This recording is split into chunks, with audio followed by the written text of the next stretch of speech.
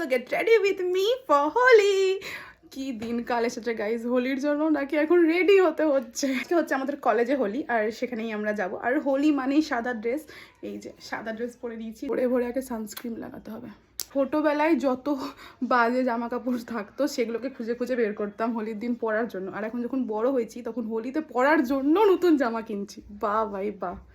যতই যা হোক খেলবো তো গিয়ে রঙই, তাই অত বেশি সাজবো না, হালকা মানে মুখে তো কিছু ইউজ করবোই না, জাস্ট সানস্ক্রিন ইউজ করে নিয়েছি, ব্যাস হয়ে গেছে। এবার পরবো হচ্ছে কাজল। কাজল ছাড়া তো আমি চলতেই পারি না, যাই হোক। লিপস্টিক। এবার কিন্তু আমি প্রথমবার হোলিতে গেট রেডি করছি।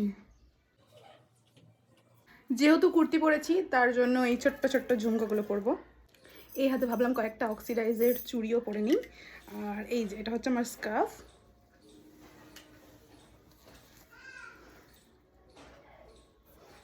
আর এইটা হচ্ছে সানগ্লাস।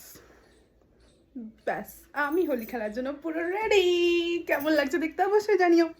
টাটা।